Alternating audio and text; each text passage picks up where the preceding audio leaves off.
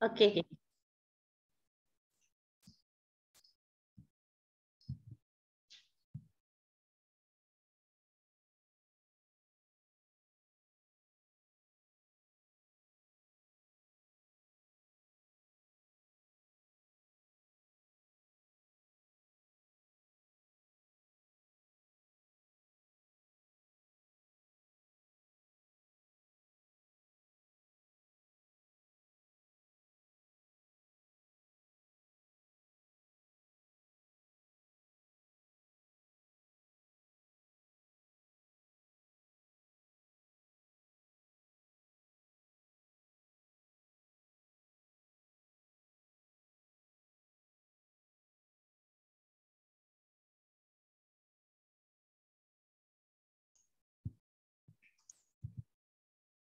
Kita mula je lah Kak Syida, dah pukul 10 2 minit dah.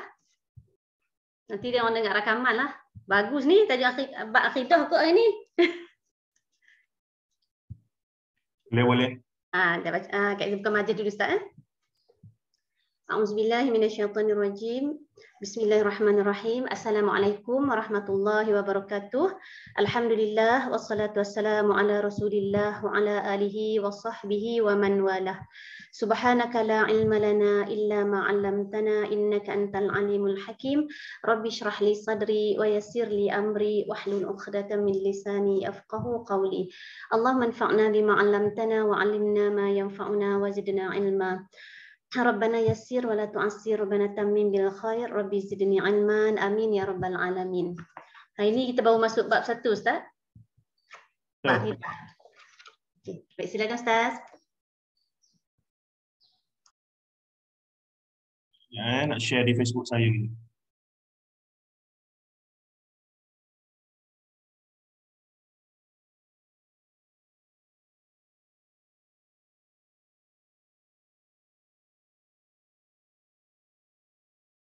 Bismillahirrahmanirrahim. Assalamualaikum warahmatullahi taala wabarakatuh.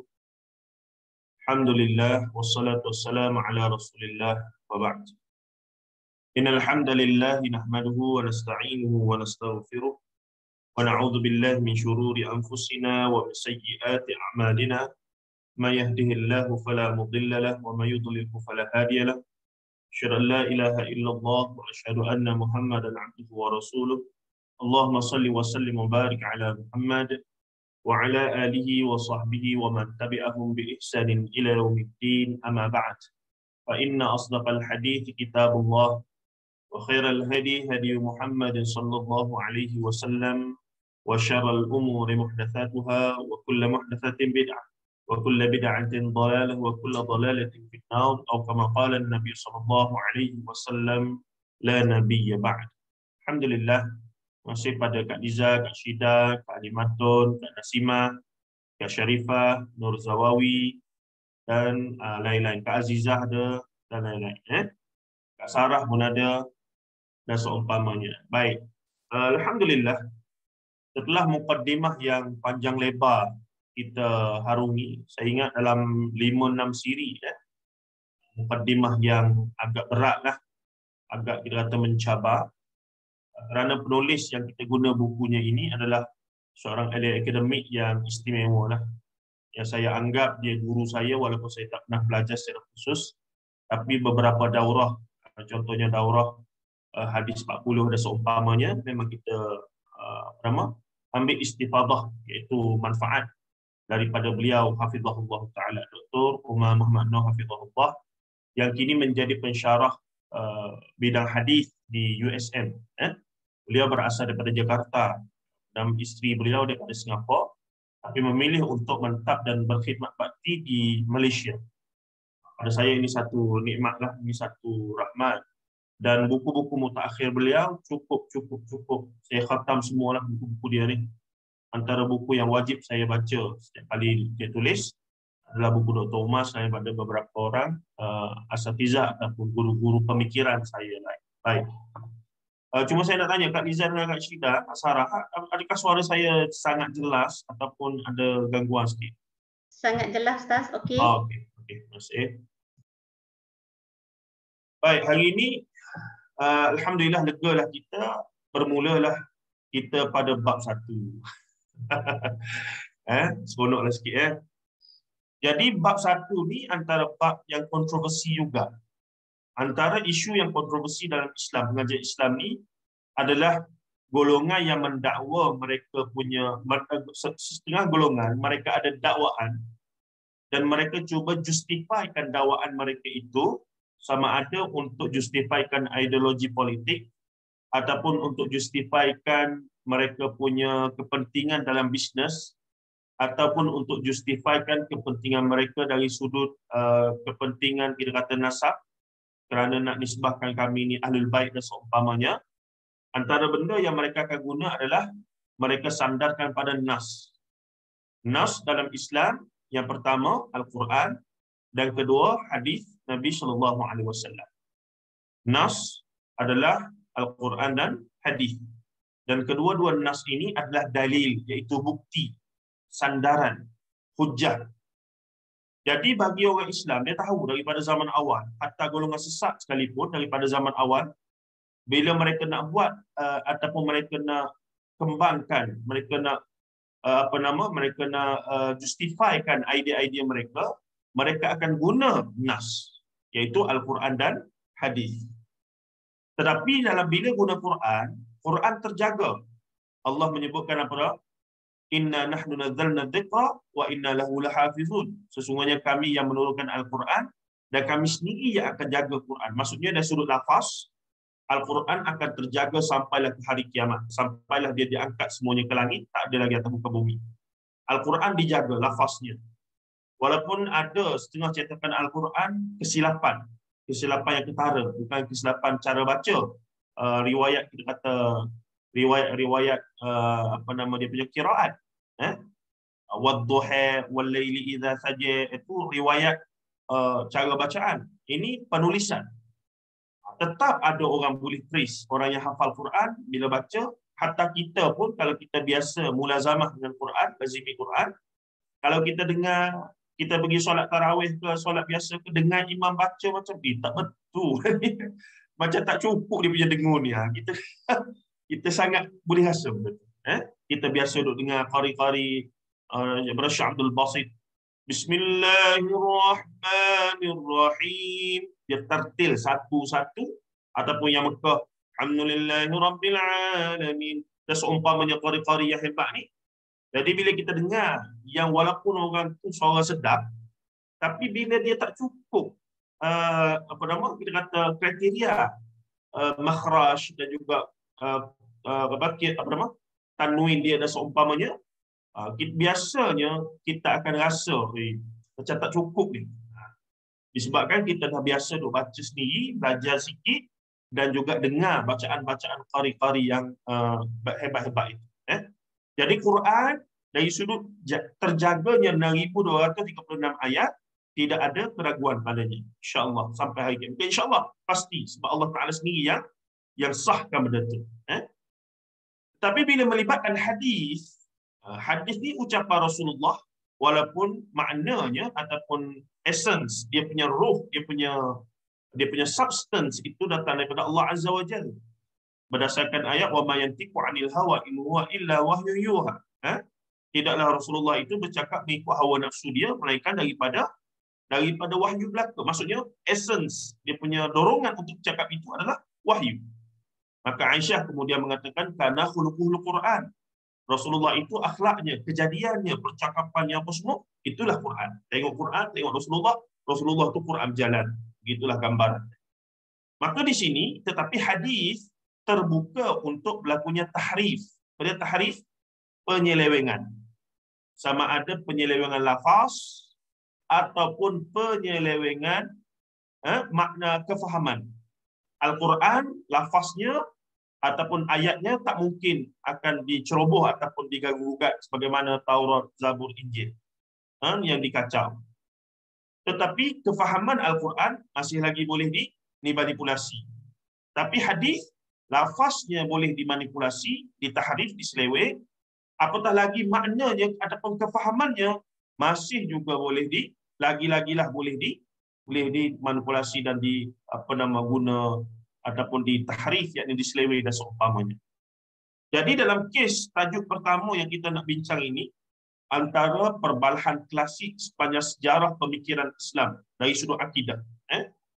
Kerana selepas Rasulullah wafat, dan khususnya selepas berlakunya fitnatul kubra, fitnah besar, selepas kewafatan siapa dia? Abdul Rahman bin Auf, Uthman bin Affan radhiyallahu anhu, maka fitnah yang melanda umat Islam sampai hari ini tak selesai.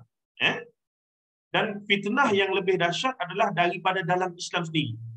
Kita kena maklum mukadimahnya. Zaman Rasulullah ada orang Muslim, yakni mukmin, Rasulullah dan para sahabat.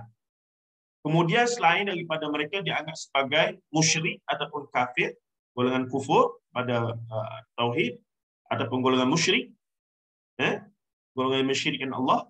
Setelah Rasulullah berpindah ke Madinah, muncul satu golongan lagi. Apa dia? Al-Munafiq. Betul, Kak Nur Zawawi kita, Zawani. Dia sebut, mulut dia bergerak, saya tak dengar. Betul, munafik. Mula muncul golongan munafik, khususnya daripada golongan Yahudi yang mengaku masuk Islam, tetapi sebenarnya mereka kufur dalam hati. Sampaikan ada surah khas, surah Al-Munafiqun dalam Quran, untuk menjelaskan tentang mereka, dan mereka ni lebih kafir daripada orang kafir lagi. Kalau orang kafir itu, golongan musyrik, musuh yang nyata.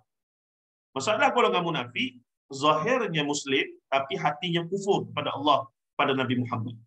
Maka mereka ini dahsyatnya di neraka, asfali minan nar, dasar api neraka. Ini golongan munafik yang pada peringkat awal adalah golongan Yahudi. Sebahagian Yahudi yang mengaku masuk Islam, sebab apa? Sebab tak nak hilang kepentingan bisnes, kepentingan politik, kepentingan pengaruh, maka dia mengaku masuk Islam bersama dengan Nabi Muhammad. Sebab Nabi Muhammad dah jadi presiden, dah jadi Perdana Menteri, dah jadi ketua pada masa itu.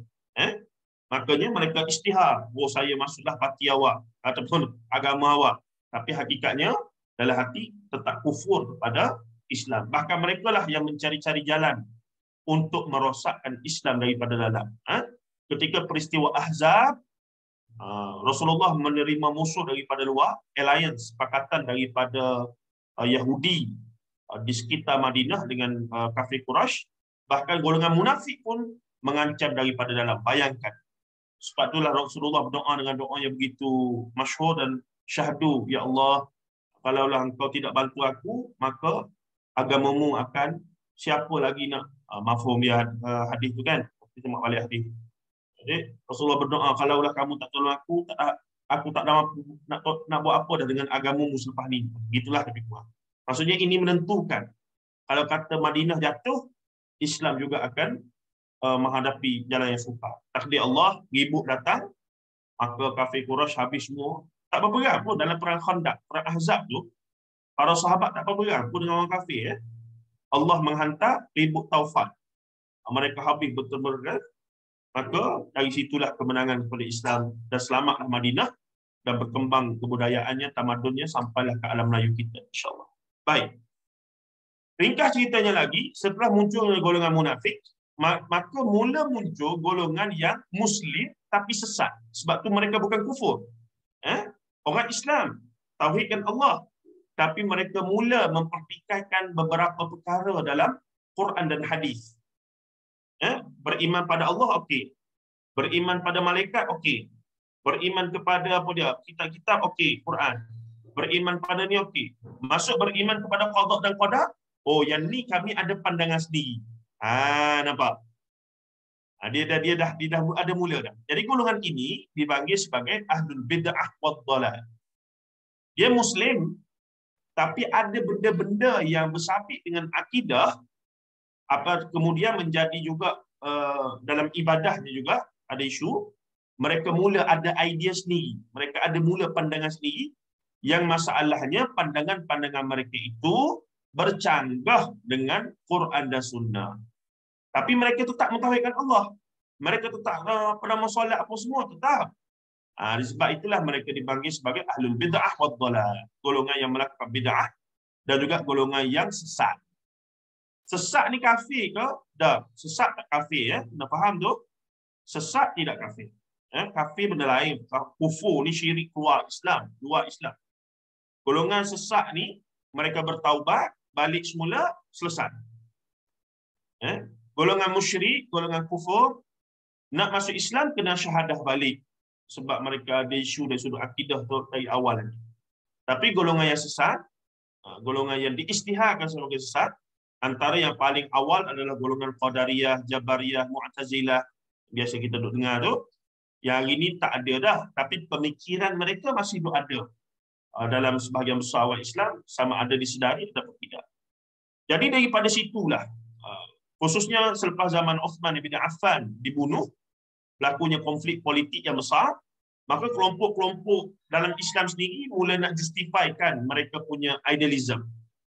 Maka nak justify tadi tu, kami sokong Ali, kenapa? Sebab ada hadis Nabi sebut gini. Kami sokong Muawiyah, kenapa? Sebab ada hadis Nabi gini. Kami ni, golongan-golongan yang ta'assub pada Ali ni, sebab Rasulullah kata apa dia? Rasulullah kata, ana madinatul ilmi wa aliyu babuha. Sebagai contoh. Hadis ni hadis palsu, hadis Syiah. Mula mereka mula-mula cari hadis sahih dulu. Tapi lama-lama hadis sahih tak banyak. Maka mereka mula cipta hadis sendiri. Mereka mula cipta hadis sendiri. Anda tengok ni, Ali adalah sekian-sekian, Ali adalah sekian-sekian. Sayyidina Ali tak tahu apa. Bahkan Sayyidina Ali telah menghukumkan mereka sebagai kafir. Mereka telah dibunuh dan dibakar. Golongan ta'assub Ali yang sehingga menganggap Ali ni adalah Tuhan. Punya dia punya ta'assub pada Ali sampai mengangkat Sayyidina Ali radhiyallahu anhu sebagai Tuhan. Maka Sayyidina Ali dalam sejarah telah membakar golongan ini. Maksudnya membunuh mereka. Sebab itu bukan lagi sesat biasa, itu sudah sesat yang menjadi kufur, syirik, mengangkat Ali sama level dengan Allah Azza wa Jalla. Itu dia punya maratib dia. Jadi hadis 73 golongan ini, kita dengar lagu M. Nasir apa dia? 73 pintu yang sampai hanya satu jalan. Kata M. Nasir. Bukan main lah dia ya. Tapi nak katanya, hadis ini telah menjadi, setelah Islam berpecah, dipanggil firqah. Dalam bidang akidah kita panggil firqah, aliran pemikiran. Mula ada Syiahnya, mula ada Mu'tazilah, Qadariyah, Jabariyah, mula ada Mu'attilah, mula ada macam-macam lah, Jahmiyah, lagi. Semuanya berasal daripada ada idealism sendiri, sama ada dorongan politik ataupun dorongan-dorongan lain, kemudian justifikan dengan nas, iaitu Quran dan hadis, sama ada dia seleweng makna Quran ataupun dia seleweng makna hadis ataupun dia cipta hadis.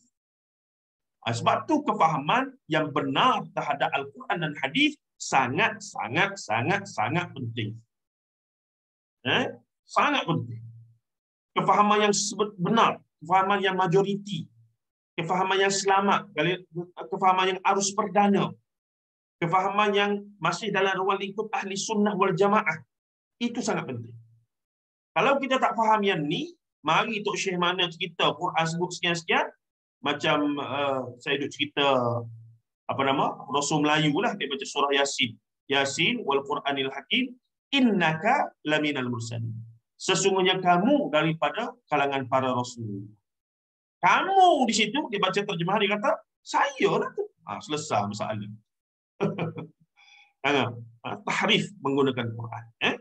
Baik. Jadi hadis yang kita nak bincang nanti ni sebagai mukadimah baru ni, yang kita nak bincang 73 golongan ni sangat penting kerana ia sentiasa menjadi hadis untuk justify golongan kami lah, golongan ahli sunnah wal jamaah. Istilah ahli sunnah wal jamaah tidak pernah wujud zaman Rasulullah sallallahu alaihi wasallam. Rasulullah tak pernah kata nahnu min ahli sunnati wal jamaah, tidak ada, tak pernah. Nahnu min qaumil muslimin, itu ya. Kita ni orang Islam, kita ni orang mukmin, itu Islam. Ya ayyuhal nas, ya ayyuhalladzina amanu, wahai orang beriman. Tidak ada ya ayyuhal ahli sunnati wal jamaah, ada Al-Quran. Cuma istilah ahli sunnah wal jamaah menurut Al-Imam Ibnu Katsir rahimahullah yang paling awal digunakan oleh siapa dia? Sepupu Nabi Abdullah ibni Abbas radhiyallahu anhu. Cuma riwayat itu telah dikritik sebagai lemah, tapi termaktub dalam tafsir Ibnu Katsir bila dia mentafsirkan ayat berkaitan dengan ashabul yamin dengan ashabul shimal. berkaitan dengan penerimaan wajah orang di akhirat itu wajah yang bersih-berseri dengan wajah yang hitam. Maka dinisbahkan orang yang wajah berseri itu yang terima amalan baik dengan ashabus syimal, maka mereka adalah ahli sunnati wal jamaah. Maka daripada itulah apa ta'rif ahli sunnah wal jamaah itu. Maka kemudian disebutkan golongan yang kelam wajah mereka usuk masa itu adalah ahlul bid'ah wad dalal. Katanya al-imam adapun kata sahabat berdasarkan riwayat al-Imam Ibnu Katsir iaitu Abdullah ibni Abbas radhiyallahu anhu. Jadi ringan-ringan pun berat jugalah pagi ni sikit ya. Puasa-puasa ni tak apalah. Makanya perdebatan ataupun ta'rif ahli sunnah wal jamaah telah menjadi polemik semenjak daripada itu sampailah hari ini di Malaysia. Masing-masing pihak mengklaim kamilah yang terpaling ahli sunnah wal jamaah. Sampai ada pihak yang menubuhkan NGO ahli sunnah wal jamaah seolah-olah orang yang tidak bersama mereka bukan ahli sunnah wal jamaah. Jadi ada yang kalau kita dalam ni boleh lukis kan? Ada papan saya boleh melukis tak? Ada kat mana Share screen ke? Whiteboard. Betul. Ya. Okey. Oh, boleh melukis dah ni. Okey, boleh melukis rupanya. Okey. Okey. Baik. Soalannya begini ya. Ini Islam.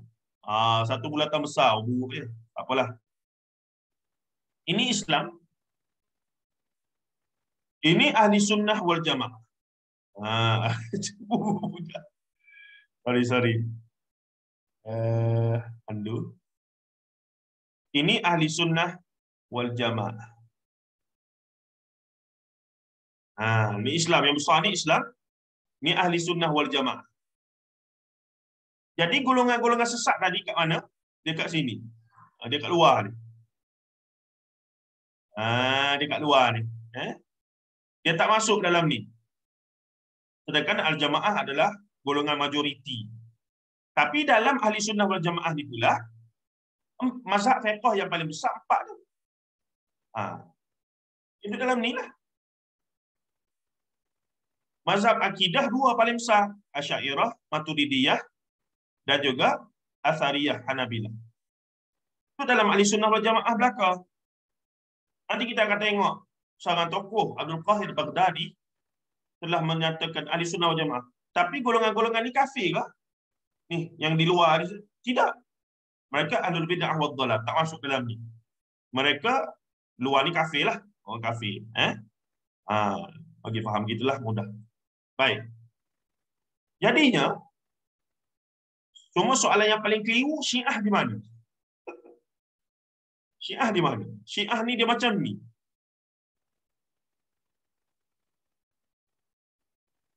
Dia macam ni. Dia nak kata Islam sebenar pun tak juga sebenarnya. Tapi dia pada zahirnya nampak macam Islam.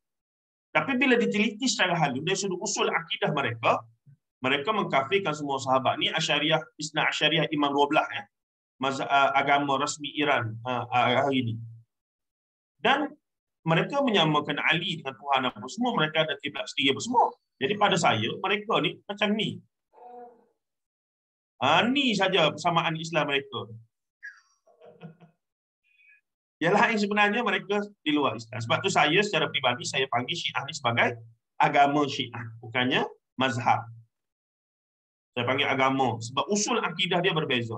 Kita 2 syahadah, syahadatain, dia bukan 2 syahadah. Dia banyak syahadu la ilaha illallah wa syahadu anna Muhammadar Rasulullah wa ali waliyullah wal khamaini hujjatullah wal la'nan ala Abi Bakr wa Umar wa Uthman. Mana?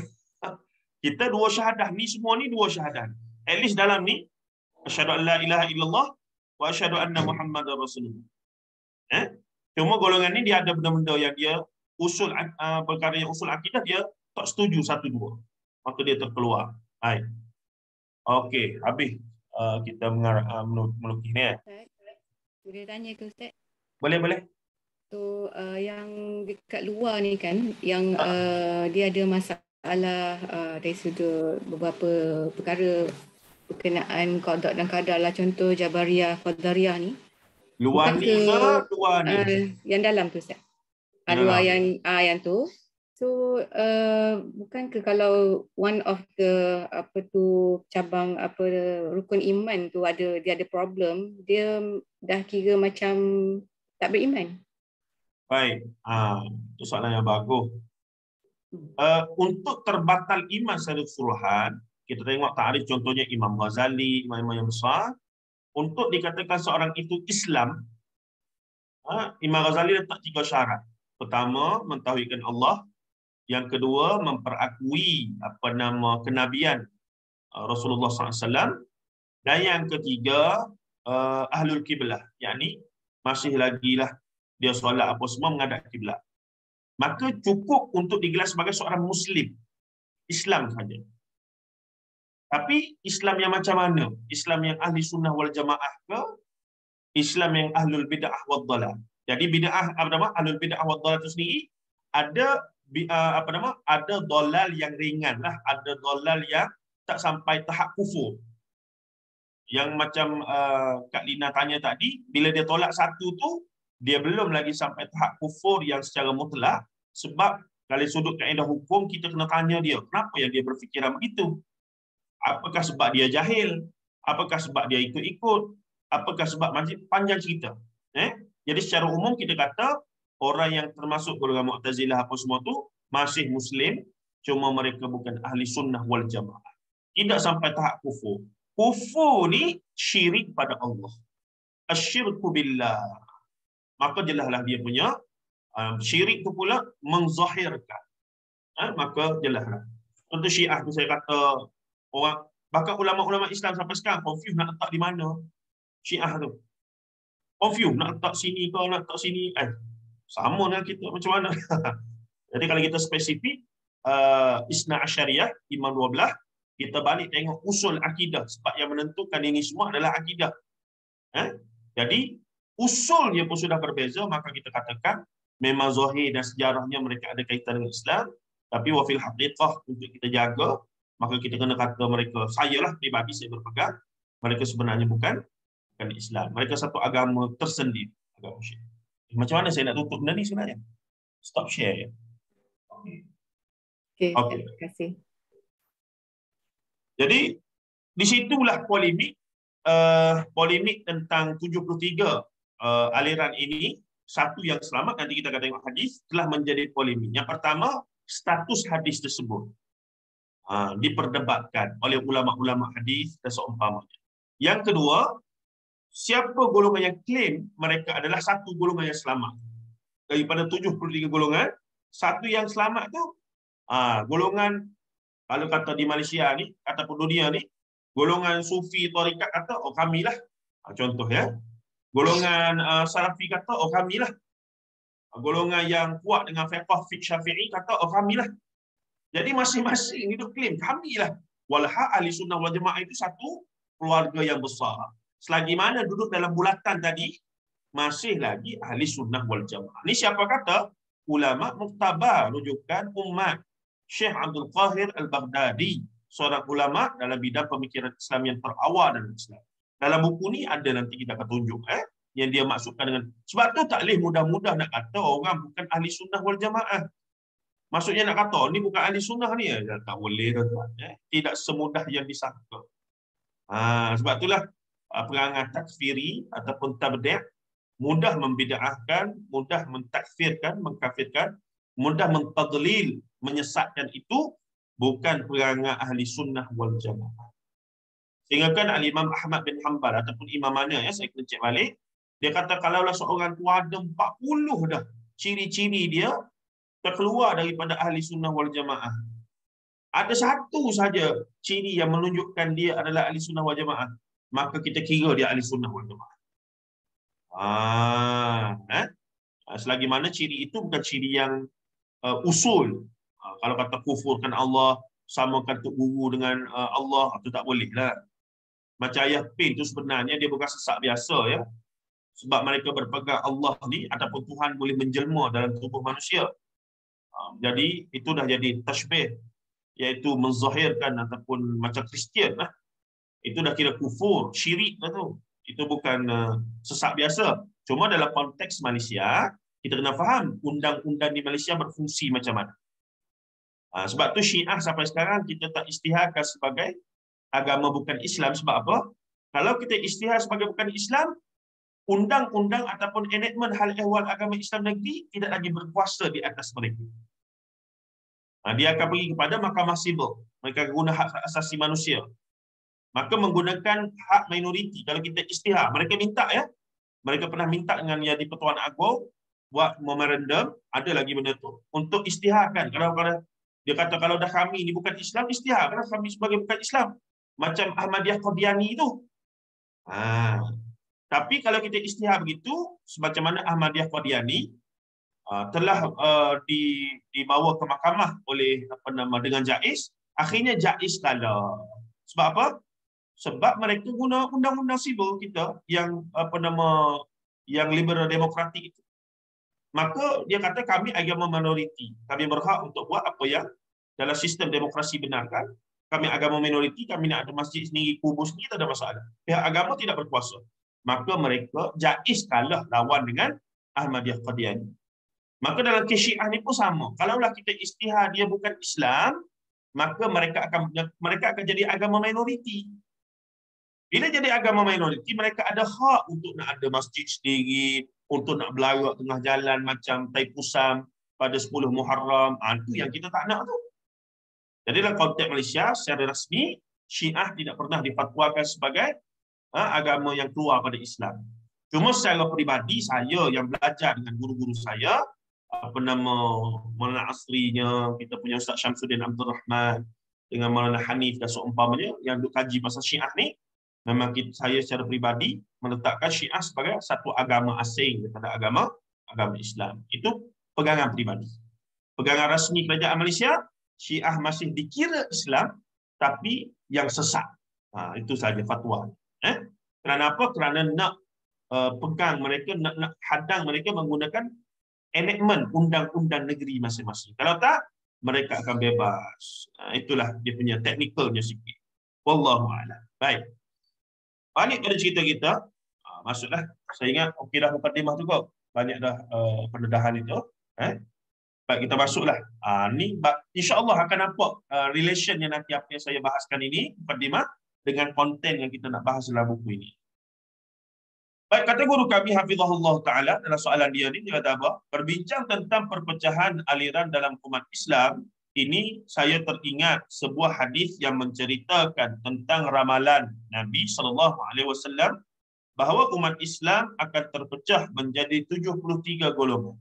Adakah hadis ini sahih? Tanyanya. Dia buat style soal jawab. Saya ingat tak ada orang tanya pun ni. Dia rekod sendiri je ni. Tapi menyebabkan buku ni nampak ringan sikit. Dalam perbahasan berat tu nampak ringan sikit. Baik. Okey, kita pergi pada perbahasan. Jawapannya, hadis ini diriwayatkan menerusi banyak sanad.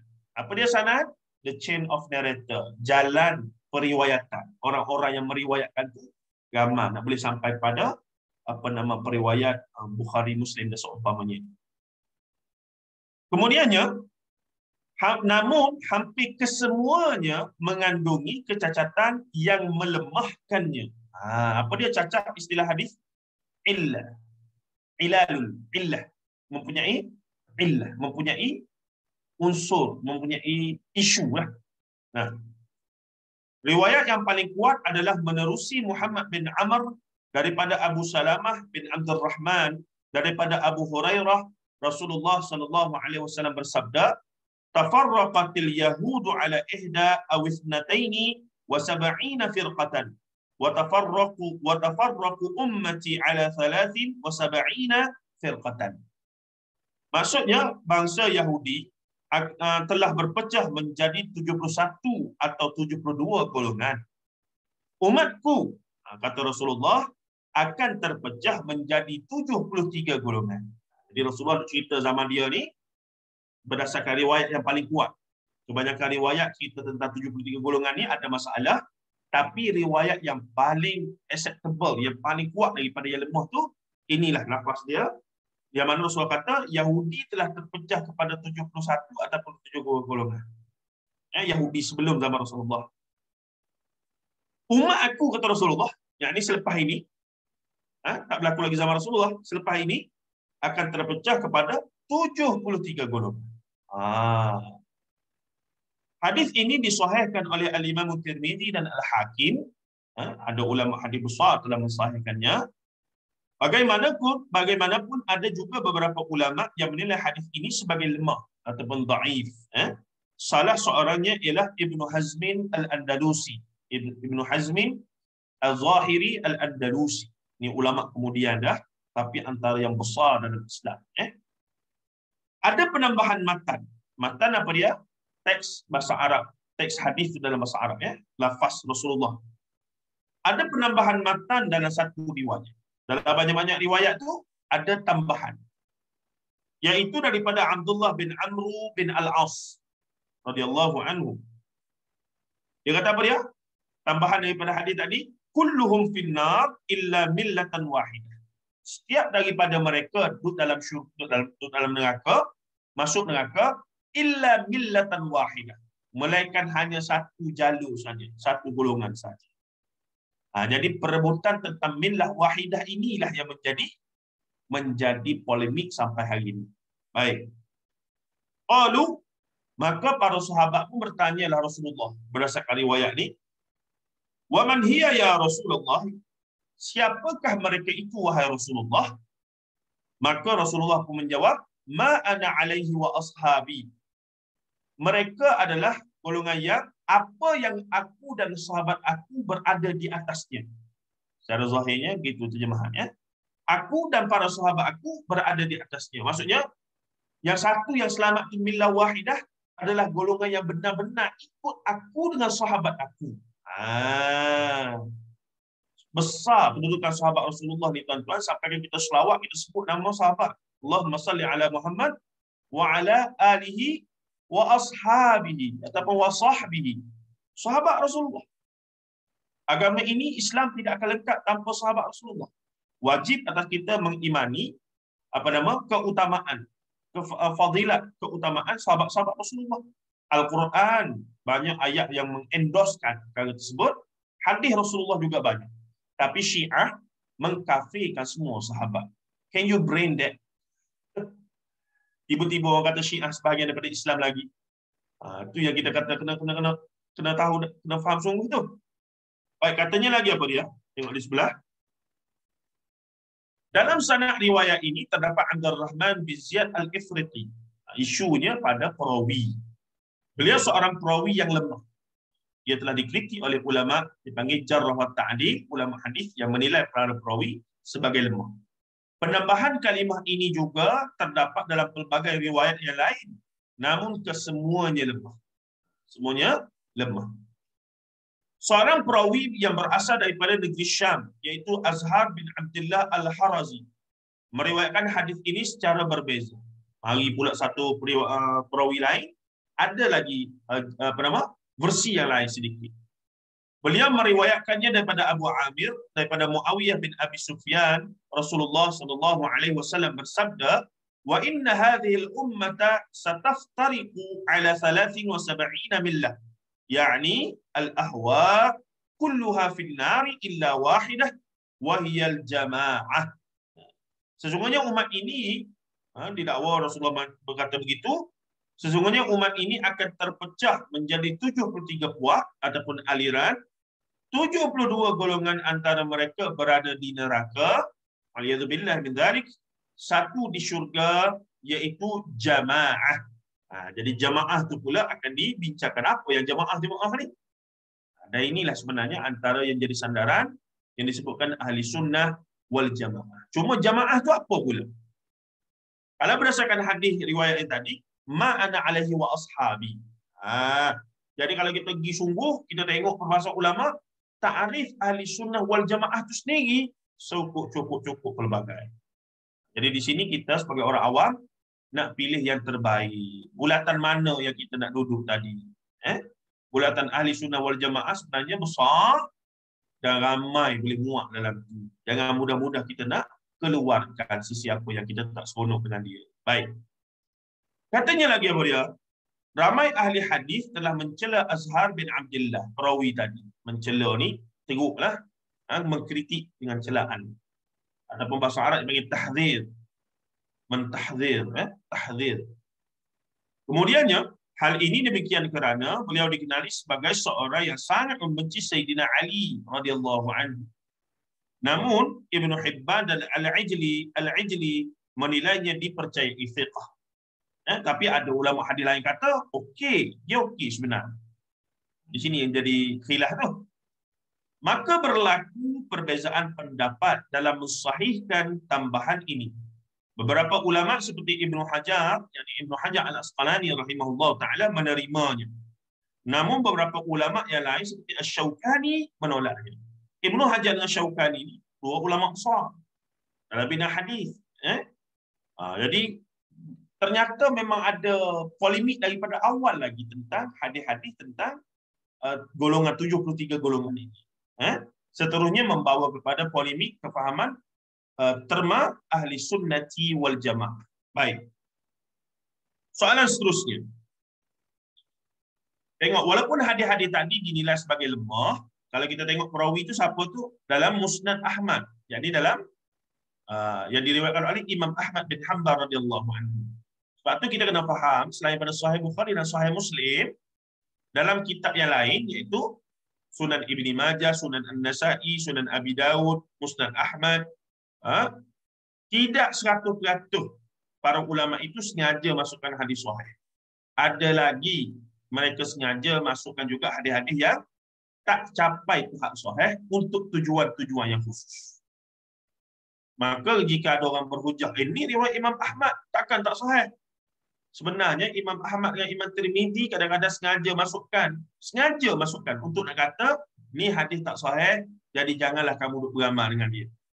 Kita pula faham dah ada dalam kitab tu, takkan tak sahih. Ni kita kata masih lagi ada keterhadan setengah orang agama sendiri terhadap maklumat tentang seni periwayatan hadis dalam kitab-kitab tersebut. Baik, kita pergi sikit lagi. Faham intipati hadis. Jika kita mensahihkan hadis ini, kata penanya soalan, siapa tahu ni? Bagaimana kita memahami isi kandungannya? Saya melihat hadis ini seolah-olah menunjukkan kebanyakan umat Islam akan masuk ke neraka dan hanya satu sahaja yang masuk syurga. Betul juga. Jadi kalau 73 golongan, semua masuk neraka, melainkan satu. Seolah-olahnya boleh fikir seolah Allah sengaja lah nak masukkan majoriti yang dikatakan umat Islam ni dalam neraka. Waliyadzubillah min dzalik.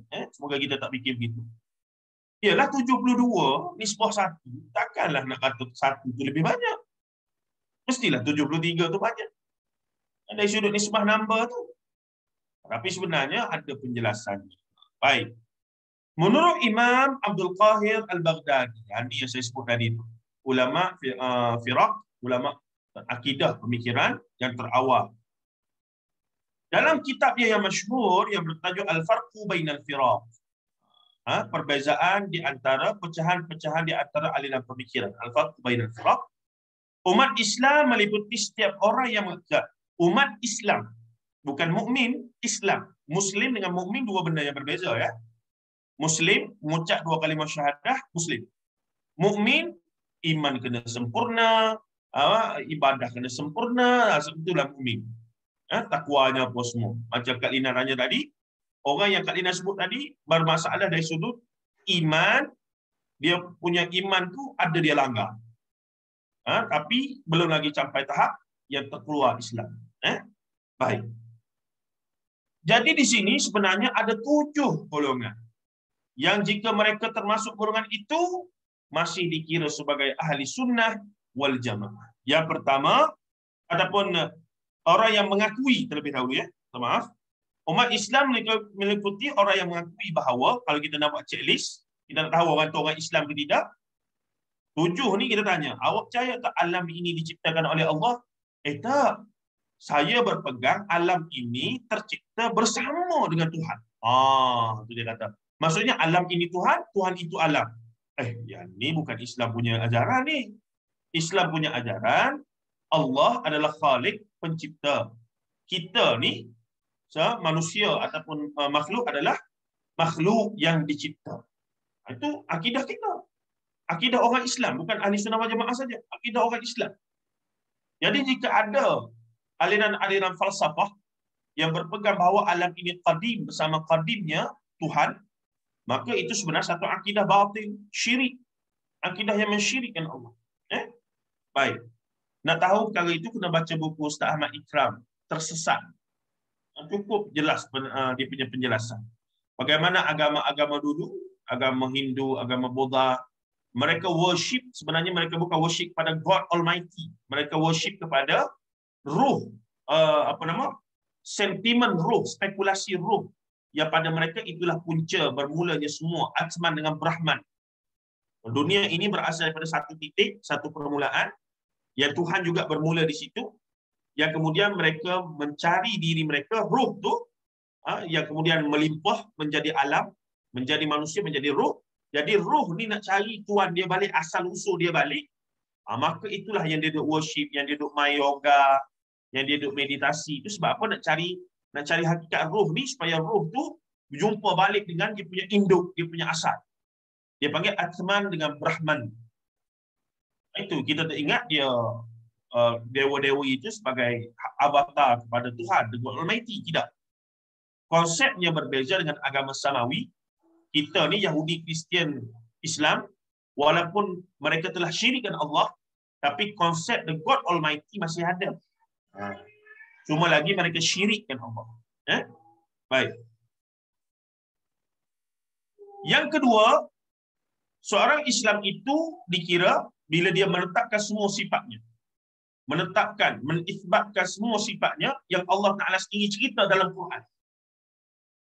Yang diceritakan dalam hadis. Dia terima semua. Dia betul belakang. Kalau dia tolak, dinamakan mu'attilah. Golongan yang mengosongkan, menafikan sifat Allah. Allah Maha mendengar. Mustahil Allah mendengar. Dia kata begitu. Kita, Allah Maha mendengar. Allah Maha mendengar. Nah, macam mana? Wallahu alam. Allah Ta'ala tak cerita. Cuma kita tahu, Allah Maha mengetahui, Maha mendengar. Sebab apa? Semua itu Allah Ta'ala sendiri cerita dalam Quran dan hadis. Maka kita terima.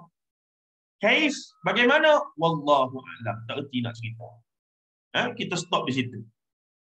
Tapi kita tahu Allah Maha mendengar. Berdasarkan yang dia kata dan bukti kekuasaan Allah menciptakan alam.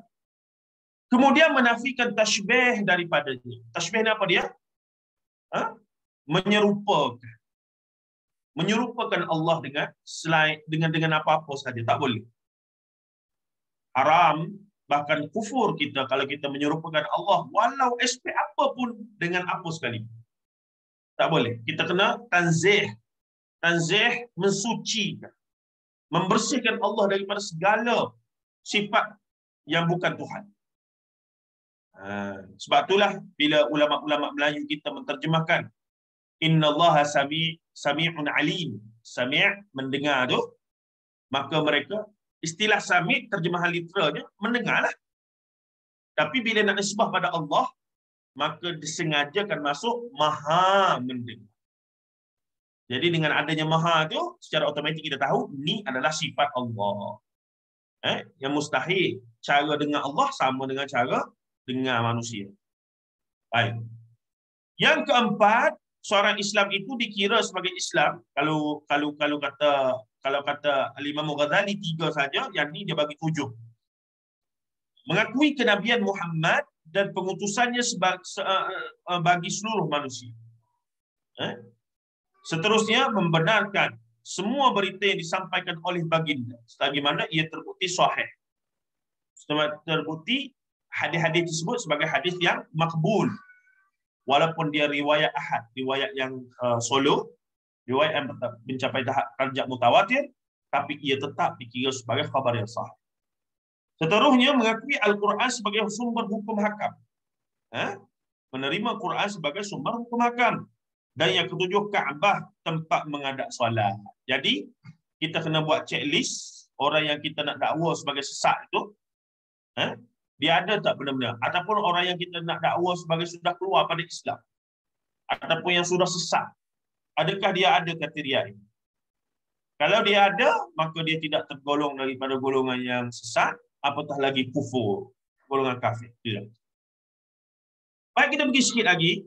Beliau berkata, sesiapa yang mengakui semua ini dan tidak mencampurkan akidahnya dengan perkara bid'ah yang membawa kepada kekufuran, maka ia seorang sunni yang muwahhid, iaitu mentauhidkan Allah. Adalah sunni yang mentauhidkan Allah. Sebab apa?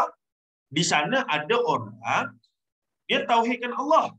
Macam siapa Syiah lah.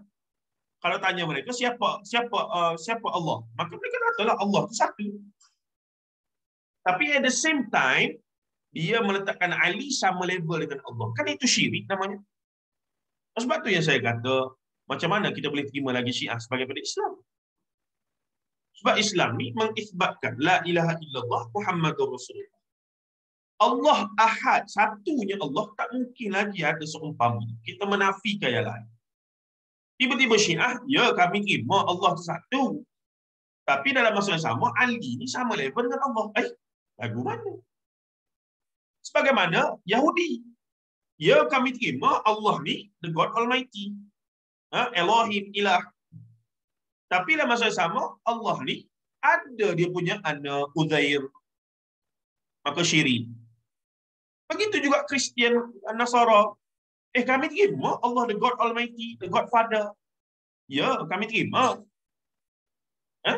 Tapi dalam masa yang sama, Isa itu adalah jelmaan Allah. Sifat Allah yang paling sempurna ada pada Isa. Sebab tu Isa ni dianggap sebagai anak Allah. Jelmaan dari Allah dari sudut manusia. Ajib keren lah situ. Maka telah berlakunya syirik. Bukan masalah tidak percaya pada Allah. Kalau kita tanya, orang Kristian, orang Yahudi sekarang, semua percaya pada the God Almighty. The one God that created this universe. Yes, dia percaya.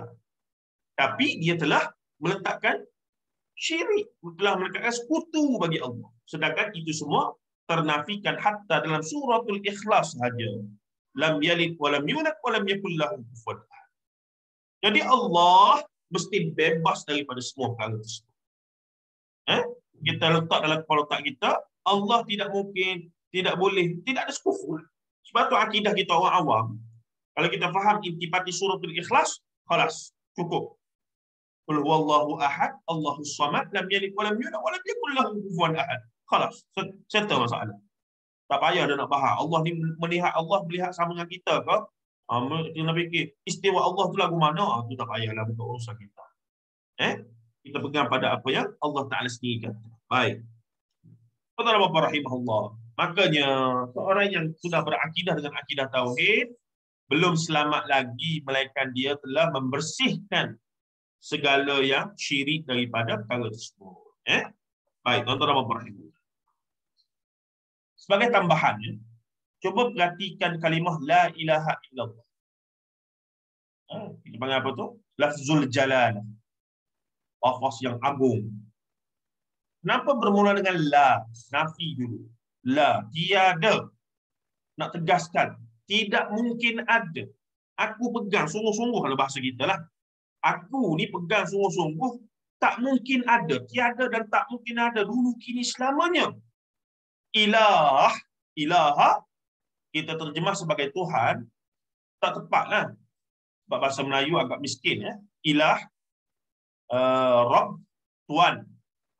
Ilah sebagai Tuhan ni, dia ilah ni, kalau kata yang panjangnya apa dia? Ilah ni, yang padanya kita memohon, yang padanya kita meminta, yang kepadanya kita berharap, yang kepadanya kita segala-galanya. Itu ilah. Tuhan lah. Jadi Tuhan lah. Tapi dalam masa sama Tuhan juga digunakan oleh agama-agama lain merujuk pada dewa-dewi apa semua kita mengaku tu. Jadi kalau kita nak faham sungguh la ilaha illallah, tiada yang padanya saya meminta, yang padanya saya memohon, yang padanya saya berharap, yang kepadanya saya menisbahkan diri, yang kepadanya saya menyerahkan diri, yang kepadanya saya segala-galanya, barulah illallah. Nampak? Cara kita nak faham tu. Tiada yang padanya kita begini, melainkan Allah. Itu la ilaha illallah. Jadi ilah bila terjemah sebagai Tuhan, dia agak umum lah. Dia agak umum. Jadi kita tak zoom. Tapi bila diterangkan, tiada yang padanya kita mengharap, yang padanya kita memperolehi nikmat, yang kepadanya kita berdoa, yang kepadanya kita memohon, yang kepadanya kita segala-galanya, melainkan Allah. Itu kita memutlakkan, mengisbat dan menafikan. Isbat dan nafi. Kita menafikan dan kemudian kita mengisbatkan. Menafikan dulu, tiada. Yang lagu tu mengisbatkan, melainkan Allah. Maka solidlah insya-Allah kita punya tauhid. Solid kita punya tauhid. Tidaklah la ilaha illallah. Ali pun ada kelebihan macam Allah juga tu. La ilaha illallah. Guru saya pun kadang-kadang dia tu nampak-nampaknya boleh naik ke langit, duduk istiwa atas arsy juga tu guru saya ni. Macam ni. Nah, la ilaha illallah tapi insanul kamil, jelmaan Tuhan yang paling sempurna. Nampak? Dia pergi dalam falsafah. Ini yang kita risau. Dan ia masuk melalui pengajian Islam jugalah. Dan rupanya yang saya duk share hari Ustaz Ahmad Ikram duk dedahkan, sidang kalam duk dedahkan, baru kita tahu rupanya banyak pengajian yang berkembang di alam Melayu kita ni ada unsur-unsur ini. Kita tak ada semua, tapi unsur tu ada, iaitu kepercayaan bahawa Nabi Muhammad itu sebenarnya adalah the God himself. Bayangkan. Bahkan ada yang berpegang Nabi Muhammad ni tidak ada jantina bila dilahirkan. Sebab apa? Sebab dia adalah Muhammad sebenarnya apa Muhammad? Hakikat Muhammad tu apa sebenarnya? Memanglah Muhammad Zahir ni Muhammad kulit. Tapi hakikat Muhammad tu apa? Dia nak kata Muhammad Allah sebenarnya. Adakah ini akidah Ahlussunnah wal Jamaah? Tidak. Ini akidah falsafah. Ini akidah falsafah yang telah menyerap dalam sama ada telah menunggang ataupun telah menyelinap masuk dalam perbincangan akidah al-Asy'ariyah ataupun akidah-akidah yang diajarkan. Mereka menyelinap masuk. Sebab itulah ada orang bercakap dengan bahasa-bahasa yang pada dia itu falsafah tapi tidak berpijak pada nas Al-Quran hadis tak apa. Kalau dia guna Quran hadis, dia pegang secara literal, dia pulah ayat tu jadi dia punya ideologi. Contohnya istilah nur dalam Quran. Nurun mubin. Banyaklah istilah nur tu. Dia kata itulah nur Muhammad. Mana main nur. Memang bila disebutkan an-nur antara lain adalah tentang hidayah. Para ulama tafsir kata itu hidayah. Nabi Muhammad itu sendiri datang sebagai nur, sebagai nurul hidayah. Memang betul. Tapi dia pegang secara literal. Nur itu nur Muhammad lah yang memancar. Sebab tu Nabi Muhammad ni tak ada cahaya. Kamu hidup zaman Nabi Muhammad, kamu tengok Nabi Muhammad ada bayang ke tidak ada bayang. Dia benda-benda begitu ya. Dia nampak benda tu tinggi tapi sebenarnya jauh daripada kerangka Ahlussunnah wal Jamaah, jauh daripada kerangka tafsir muktabar dan juga dia pergi pada falsafah, filosof. Alam ini begini banyaklah. Saya memang ada ikuti lagi perbahasan tentang kali ini untuk nak faham kenapa dia jadi begitu. Akhirnya jumpa jawapan setelah beberapa bulan mengikuti kuliah falsafah. Pening lah. Lebih dahsyat pada ni lah kuliah dia online. Tapi duk main hayula, alam atas, alam bawah, bumi atas, bumi kecil, bumi bawah. Zaman Plato, Aristotle, Socrates, Neoplatonism, Plotinus, berkaitan dengan martabat 7 begitu begini, ahadiyah, wahdaniah. Tapi sebab kita nak faham kenapa jadi begitu, saya masuklah sebab nak faham. Dan barulah saya akhirnya jelaslah, sepatutlah orang Melayu jadi pelik ni. Nampak semakin kuat agama, kadang-kadang setengah orang tu makin pelik.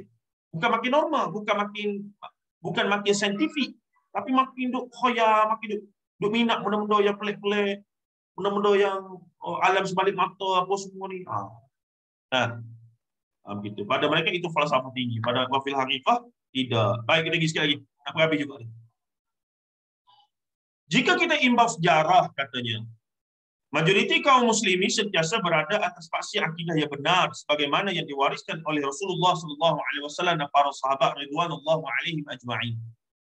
Mereka ialah ahli sunnah wal jamaah sebagaimana hasil kajian yang dilakukan dan statistik yang dikeluarkan oleh Pew Research yang menunjukkan bahawa ahli sunnah wal jamaah membentuk tidak kurang daripada 87 dan 90% daripada keseluruhan populasi umat Islam di dunia. Yang 10% lagi itu dia kira Syiah. Sebab di dunia barat, Syiah dikira termasuk Islam. Sebab tu dia akan tanya kita, you are Muslim Sunni or Muslim Syi'i? Dia guna istilah tu ya. Sementara itu sejarah juga menunjukkan bahawa, sebab tu kadang-kadang kita seronok tengok tokoh-tokoh barat ni, apa nama artis dia apa semua masuk Islam kan. Bila kita cek balik, rupa-rupanya dia masuk Syiah lah. Ada setengahnya. Antaranya siapa? Tapi ni bukan masuk Islam, dia asal sebenarnya. Siapa dia? Nyanyi nasyid tu. Sami Yusuf. Sami Yusuf tu sebenarnya bila diteliti, memang dia Islam versi Syiah. Tapi lagu-lagu dia okey lah, tak ada masalah. Baik. Sementara itu sejarah juga menunjukkan bahawa puak-puak sesat Ahlul Dhalal wal Bid'ah tadi tidak pernah menjadi majoriti umat Islam di dunia. Sebaliknya mereka selalu menjadi kumpulan-kumpulan minoriti saja. Dan ini ada hadis Nabi SAW juga sebut ya. Sebaliknya bahkan sebahagian besarnya telah pupus sebagaimana yang berlaku pada aliran Mu'tazilah, Khawarij dan lain-lain. Qadariyah, Jabariyah. Tapi walaupun mereka telah pupus dari sudut jamaah, kumpulan, fikrah mereka masih tu ada. Tu kena faham tu. Dan fikrah mereka ni kadang-kadang mungkin ada pada kita tanpa kita sedari. Bila berkaitan dengan takdir contoh. Bila Allah Ta'ala uji kita sekian-sekian kan. Mungkin ada sebahagian kita walaupun mengaji bukan main lah. Tadabbur Quran lah apa semua itu gini. Tapi ujian yang datang itu, dan itu bukan, itu benda biasa lah. Bila ujian itu terlalu berat, mungkin yang terkeluar pada mulut kita, kenapalah Allah buat macam ni? Kenapa Allah Ta'ala zalim pada orang yang beriman macam kita, sedangkan orang kafir begitu sekali banyak nikmat. Jadi benda gitu dia sentimen emosi, bukannya berdasarkan ilmu yang dia belajar selama ni lah. Dan kita yakinlah selepas dia sedar tu, dia istighfar, dia minta maaf dan sebagainya. Baik. Jadi sekalipun kita mensahihkan hadis ini, kata guru kami ini, hafizahullah ta'ala, maka kumpulan yang akan terselamat daripada neraka meliputi hampir semua umat Islam. InsyaAllah mereka semua akan masuk syurga, melainkan puak-puak kecil yang terkeluar daripada ajaran Islam yang sebenar. Mereka boleh tersesat ke neraka jika tidak segera bertaubat kembali ke pangkal jalan. Baik.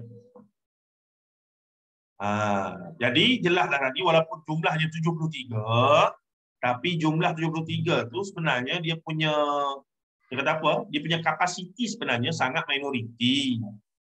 Yang satu yang jamaah tadi sebenarnya adalah majoriti. Kalau kata umat Islam daripada zaman Rasulullah sampai kiamat 10 bilion lah kan. Betul, 10 bilion lah kan. Sebenarnya yang dikatakan satu tadi, jemaah tadi, insya-Allah adalah 99 bilion tu. Ada. Yang 1 bilion tak ada golongan yang sesat yang 73 tadi. Matematiknya begitu. Baik, kita tengok arti jamaah. Ini menarik. Sebab tadilah ahli sunnah wal jamaah.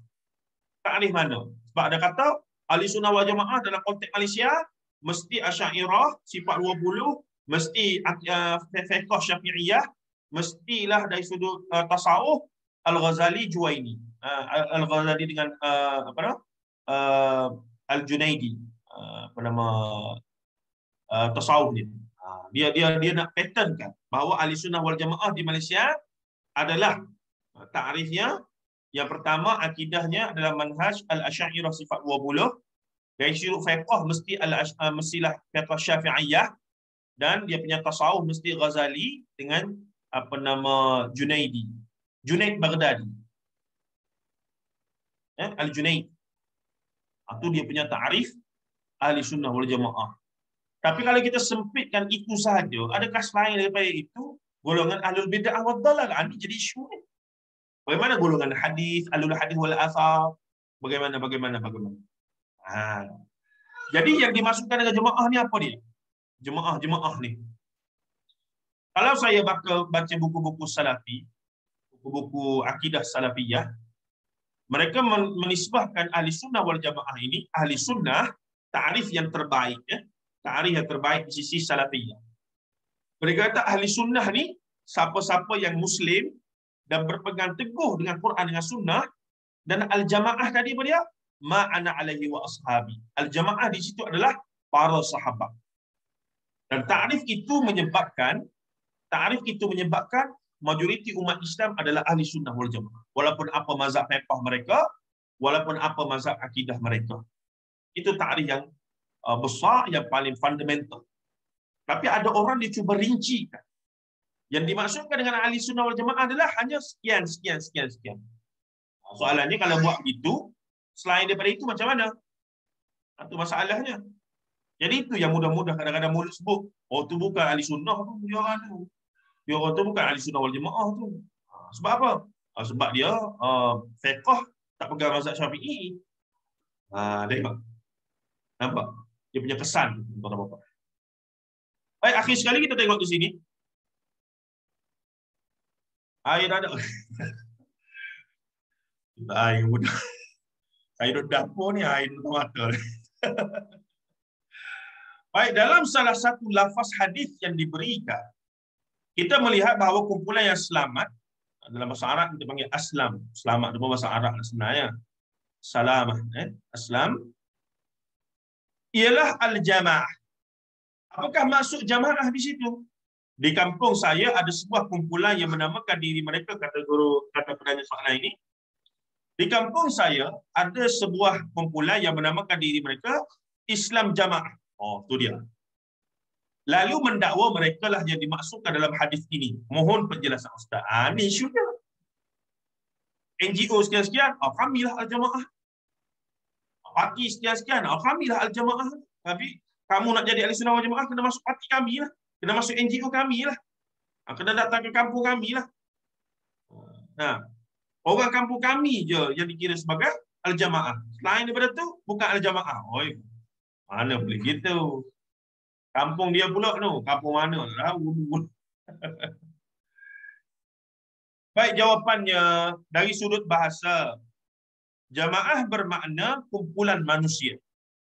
Ia bukan bermaksud gelaran atau nama. Akan tetapi, kumpulan umat Islam yang paling ramai. Itu maksud jamaah. Majoriti. Dia panggil sawadul a'zam. Sawadul a'zam, yakni kumpulan yang paling ramai majoriti. Mereka ialah para pengikut ulama-ulama yang diakui keilmuannya oleh umat Islam di seluruh dunia.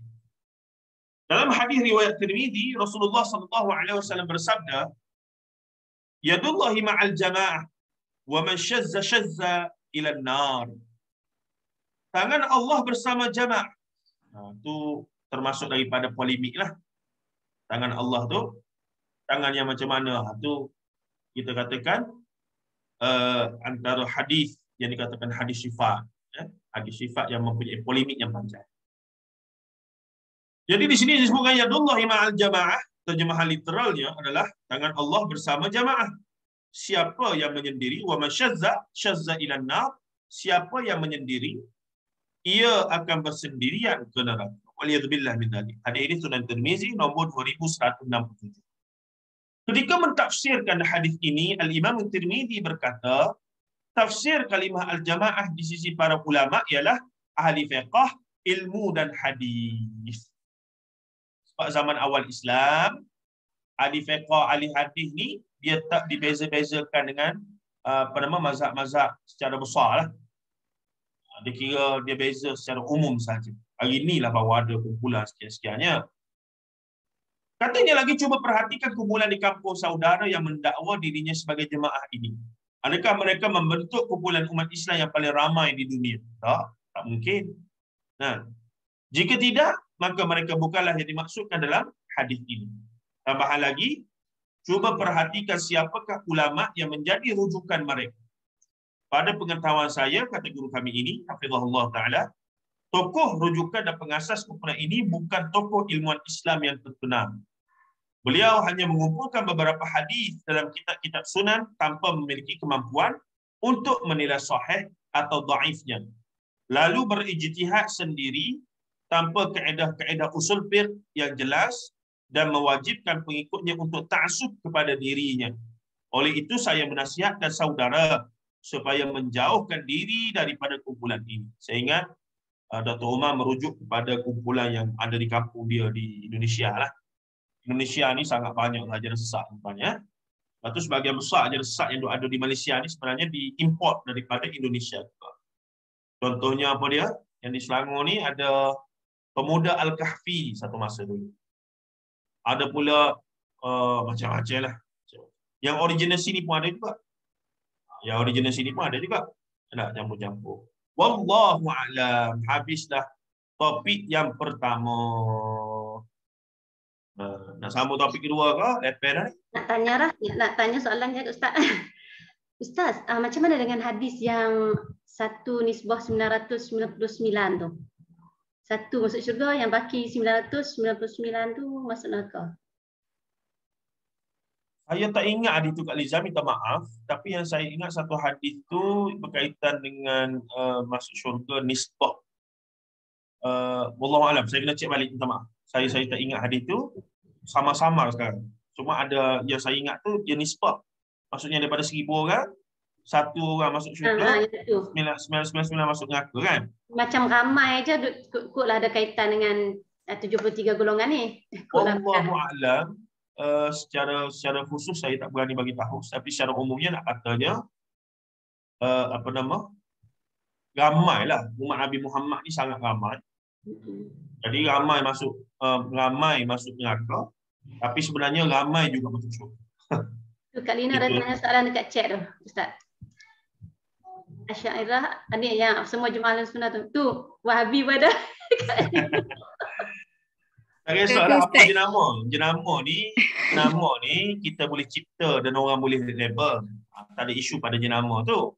Tapi ciri-ciri kriteria tadi, adakah dia ada 7 kriteria tadi?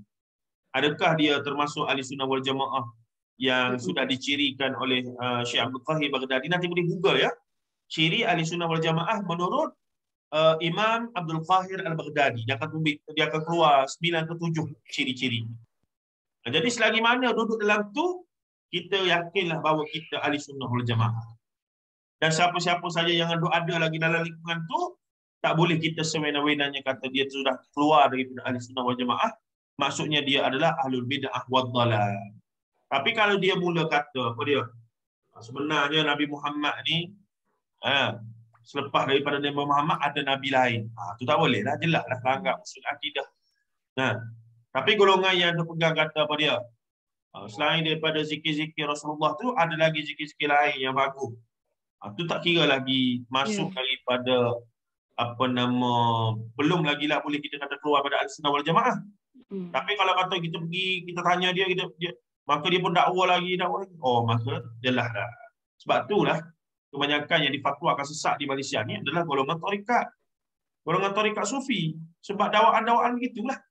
Dakwaan bahawa apa yang mereka dapat yang dari Al-Quran dan Sunnah tu, mereka dapat direct daripada Allah Azza wa Jalla. Mereka dapat direct daripada Rasulullah melalui mimpi.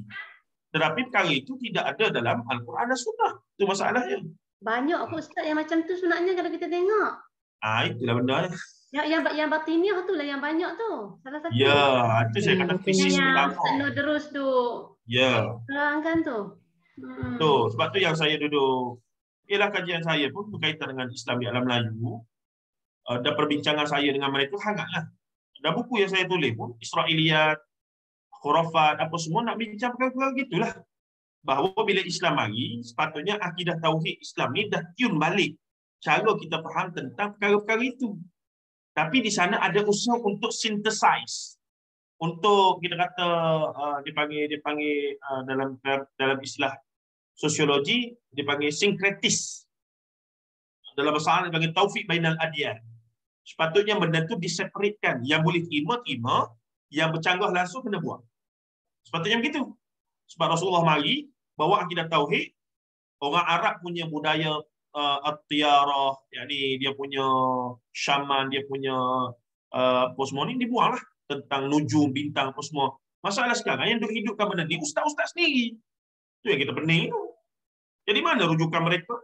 Rasulullah mari bawa akidah tauhid, Quran Sunnah untuk buang benda tu. Jangan duk tilik bintang, jangan duk tilik nasib, jangan duduk tu, jangan duduk ni. Jangan untuk bomo pawan dukun, jangan. Sebab akhirnya balik pada tauhid pada Allah, ihdinas siratal mustaqim tu, iyyaka na'budu wa iyyaka nasta'in tu. Tapi tiba-tiba disebabkan pencampuran, kita punya Islam banyak, kita dah bahas dulu kan. Sebelum Islam hari ni, nenek kita dah experience dengan Hindu, Buddha dan ada agama native, folklore, folk belief kita sendiri, sang hyang tunggal apa semua tu. Maka bercampur aduk ability, semuanya bijak iblis laknatullah alaih. Dia berjaya, ejah lagu mana, benda terjadi nampak okey. Dan memang betul pun Islam bukan agama yang nak buang semua. Bagi dia sebut tentang tradisi warisan budaya. Bukan semua Islam nak buang.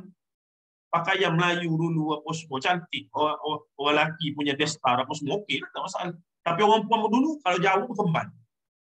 Maka ejah sikit daripada berkemban tu adalah daripada luar tu dia letak kain yang lebih loose untuk tutup aurat apa semua. Maka okeylah. Bukan kata nak buang semua. Jadi Islam satu agama yang tegas pada benda usul dan sangat fleksibel pada benda yang dipanggil mutaghayyirat. Benda yang thawabit, benda yang asah, usul akidah, usul ibadah, yang ni tak boleh kacau. Di mana-mana pun tetap.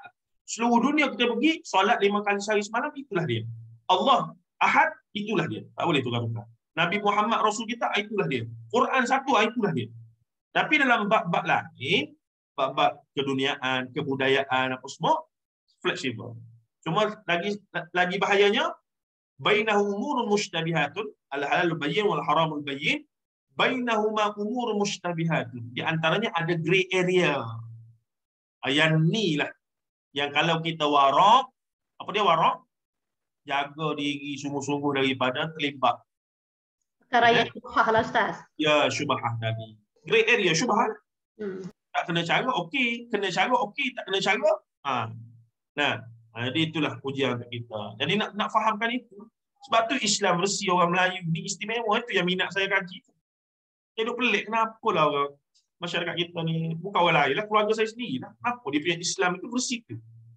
Versi yang nampak kuat agama. Tapi kenapa versi tu?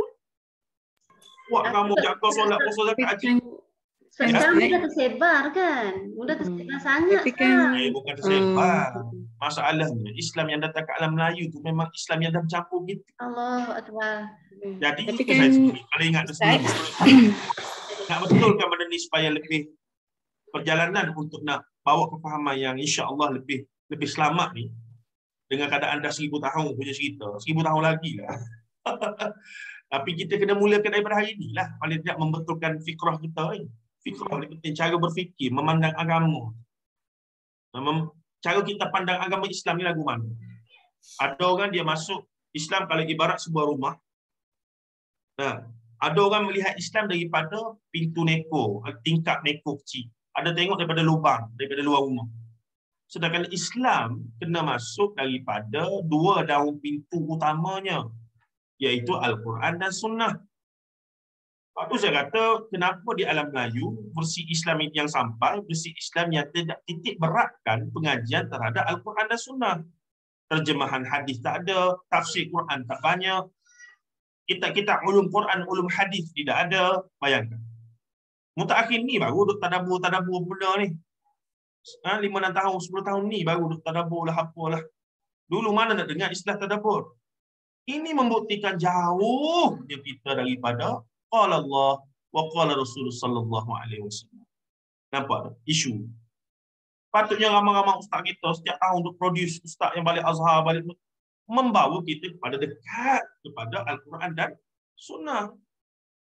Tapi sebaliknya berlaku, sebahagiannya lebih selesa bawa kepada yang dah biasa yang macam ni. Itu yang katanya tajdid. Kena ada pembaharuan. Kena ada seruan untuk bawa yang lebih segar. Maksudnya balik pada kefahaman terhadap nas pada zaman awal, tapi kita ni tak payah balik ke zaman tu. Kita nak kefahaman tu.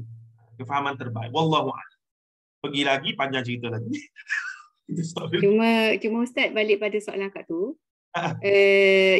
Sebab ini akidah kan. Akidah ni kena betul. Cuma nak tanya yang 5 ni memang betul ke tak based on apa tu Quran dan Sunnah, ataupun dia ada bercampur dengan fikrah pembawa mazhab tu sendiri?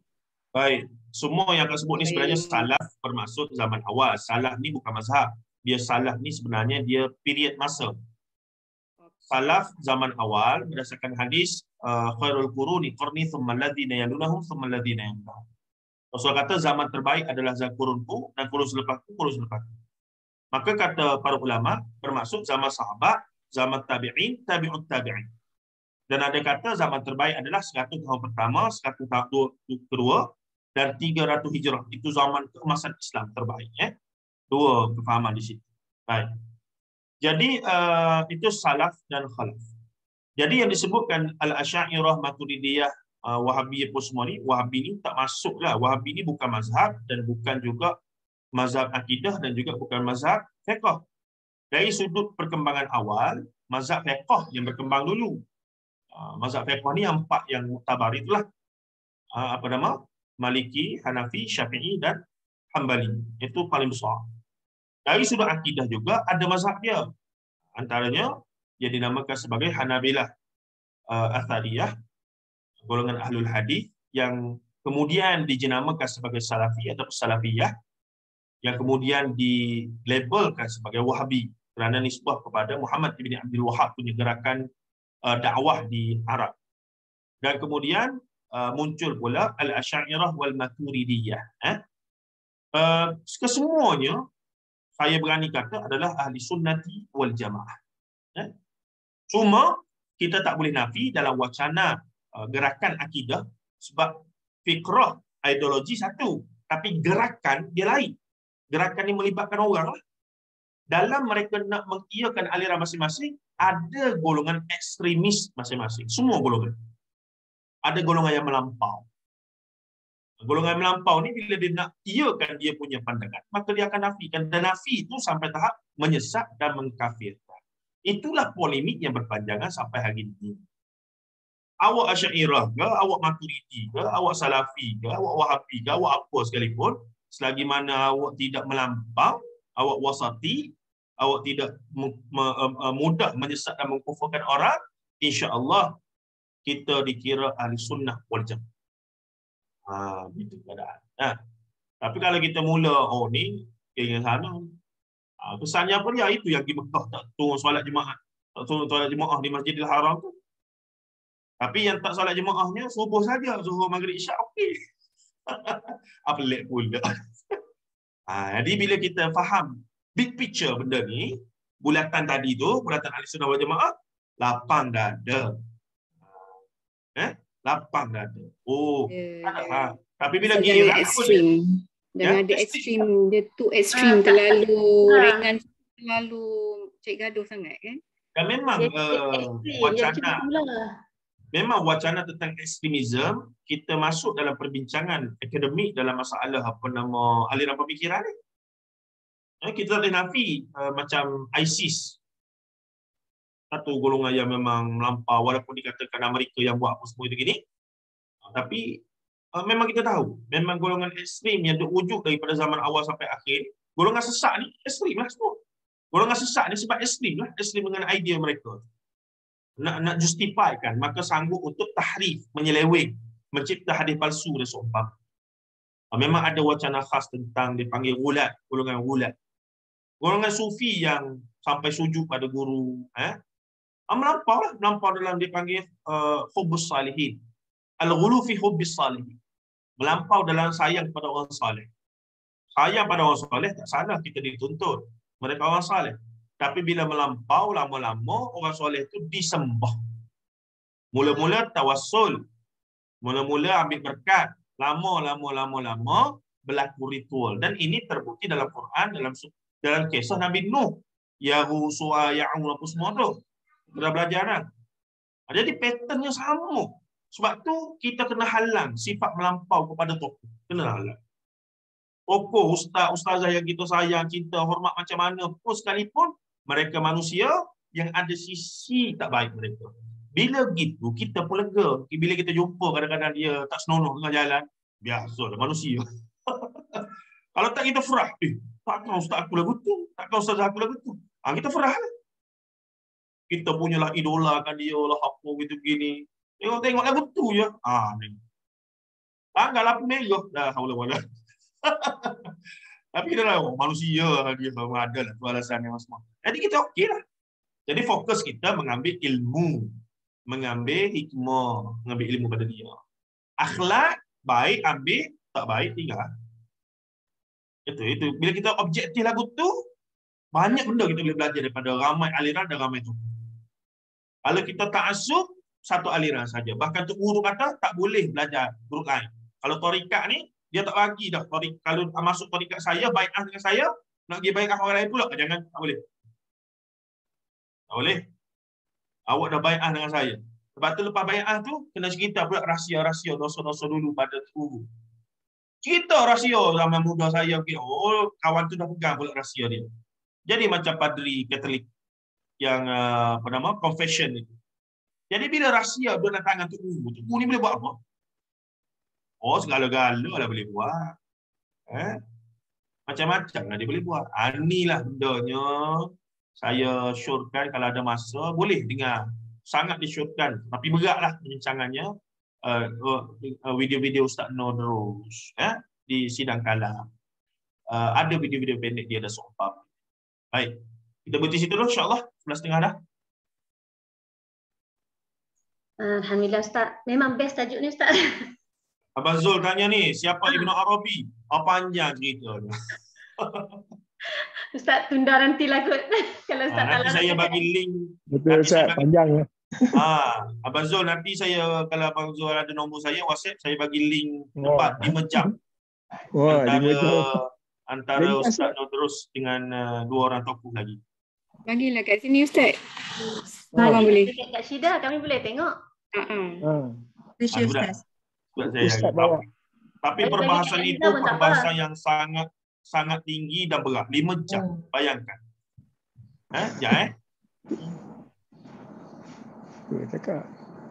Sudah diminta, kita kena memberilah. Ringkas tak? Ringkas.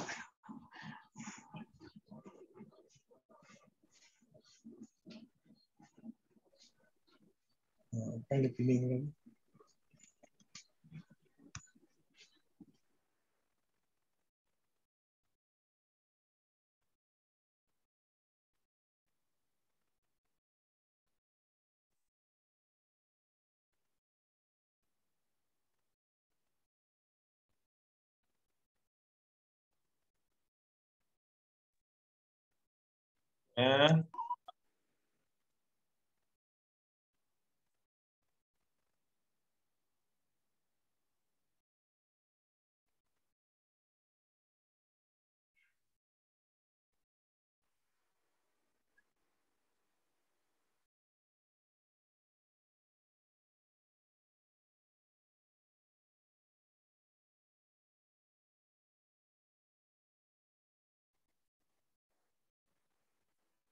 Okay, saya dah share tu. 5 jam punya perdebatan. Kalau larat dengar, tak mutah dengar lah. Lepas tu kita bincang balik. Betul ya? Baik. Okey. Terima kasih.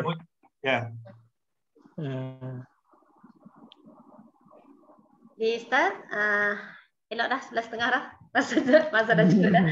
Jadi terima kasih banyak Ustaz. Memang isu-isu macam ni sebenarnya orang awam pun kena tahu. Kalau tidak kita pun saling sesat menyesatkan orang lain, mengkafirkan orang lain kalau kita tak tahu benda-benda Ustaz.